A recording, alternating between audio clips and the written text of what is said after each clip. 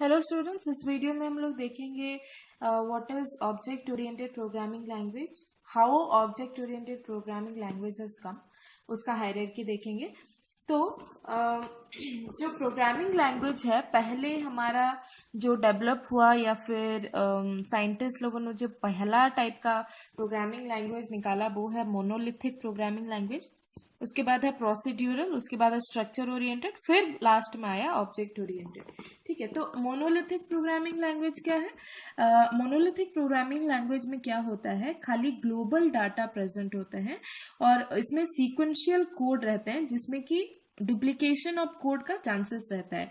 And the program contain jump statement, go to statement, so that you can change the control or transfer the control of the program.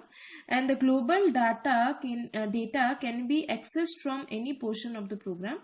Due to this reason, data is not fully protected. This concept of sub program does not exist, and it is only useful for small program. तो क्या है, ये जो monolithic programming language है इसमें बहुत सारे disadvantages हैं। जैसे कि मैं यहाँ पे नंबरिंग करके उसका नाम फिर से नहीं लिखूंगी। मोनोलिथिक प्रोग्रामिंग लैंग्वेज, इसमें क्या क्या डिसएडवांटेजेस हैं?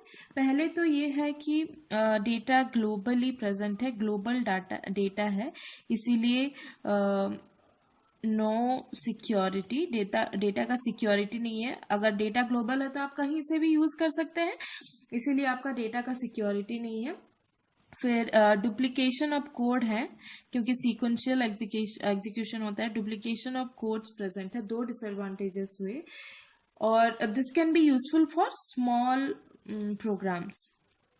ठीक है, तो इसी के वजह से ये सारे टाइप के टास्क के लिए अप्रोप्रिएट नहीं हुआ, इसीलिए उसके बाद प्रोसीड्यूरल प्रोग्रामिंग लैंग्वेज को निकाला गया। तो ये जो मोनोलिथिक प्रोग्रामिंग लैंग्वेजेस हैं, इसका टाइप क्या क्या है? ये जो मैंने बताया था आपको, लो लेवल लैंग्वेज जो कि है असेंबली लैंग्वेज, वो आप बोल सकते हैं one type of monolithic programming language. उसके बाद है प्रोसीड्यूरल प्रोग्रामिंग लैंग्वेज। तो ये प्रोसीड्यूरल प्रोग्रामिंग लैंग्वेज क्या है? In procedural language, the programs are divided into number of segments known as sub program.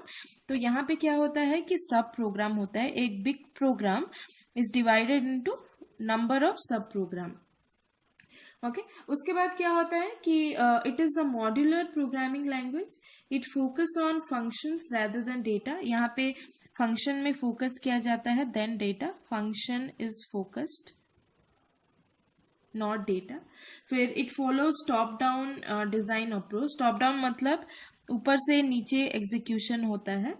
And it allows globalisation of data. तो same चीज है एज मोनोलिथिक प्रोग्रामिंग लैंग्वेज, यहाँ पे भी डेटा ग्लोबल है तो डेटा का सिक्योरिटी नहीं है। तो ये इसके डिसएडवांटेजेस हैं, और इसी के मतलब हम नहीं बोल सकते कि सारे डिसएडवांटेजेस हैं। हाँ, ग्लोबल डेटा है तो सिक्योरिटी नहीं है, और फंक्शन ओरिएंटेड है तो हम लोग डेटा को इम्पोर्टेंस नहीं दे रहे हैं, ये हम लोग बोल सकते हैं कि दोनों इसके डिसएडवांटेजेस है। इसीलिए फिर क्या आया हमारा, स्ट्रक्चर ओरिएंटेड प्रोग्रामिंग लैंग्वेज आया। थर्ड है स्ट्रक्चर ओरिएंटेड प्रोग्रामिंग लैंग्वेज। तो ये स्ट्रक्चर ओरिएंटेड प्रोग्रामिंग लैंग्वेज क्या है? Here again programs are divided into sub program and each sub module has its own set of instruction and local variable. तो यहाँ पे भी सब प्रोग्राम है, ठीक है, यहाँ पे भी एक बड़ा प्रोग्राम छोटे छोटे प्रोग्राम में डिवाइडेड है, लेकिन हर एक प्रोग्राम का लोकल डेटा है, ग्लोबल डेटा नहीं है। इसका मतलब यहाँ पे सिक्योरिटी ऑब्वियसली प्रेजेंट है।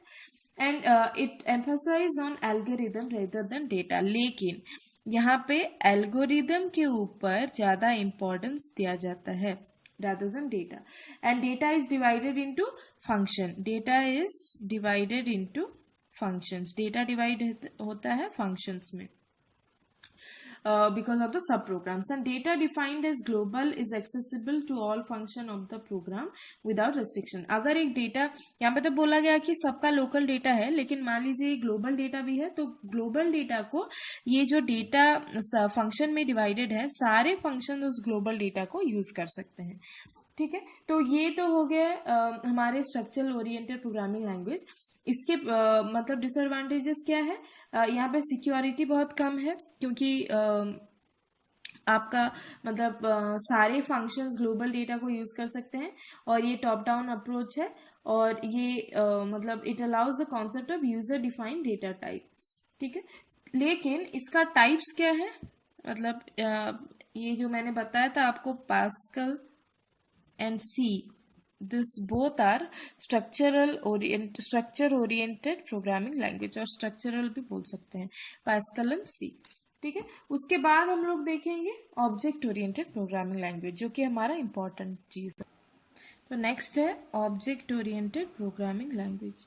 तो यहाँ पे क्या हुआ है, object oriented programming language as the name implies is a method that allows decomposition of the problem into number of entities called object। तो यहाँ पे जो कॉन्सेप्ट इंट्रोड्यूस हुआ है वो है ऑब्जेक्ट का कॉन्सेप्ट, ठीक है। तो इसीलिए बोला जाता है इसको object oriented programming language, and it combines both data and function. तो data and function is combined, ठीक है। And depending on the object feature supported by the language, it is classified into two types: object based programming language and object oriented। तो basically हम लोग object oriented के ऊपर focus कर रहे हैं। तो main object oriented programming language मतलब क्या है, यहाँ पे क्लास एंड ऑब्जेक्ट का कॉन्सेप्ट है, और मेनली ऑब्जेक्ट क्या करता है, डेटा एंड फंक्शन को कंबाइन करके एक यूनिट के हिसाब से लेके चलता है थ्रू आउट द प्रोग्राम। तो उसका मेन एडवांटेज है। और इसके टाइप्स क्या है, C++ and Java. Java is also a object oriented programming language. तो अभी हम लोग नेक्स्ट वीडियो में देखेंगे what is the difference between C and C++।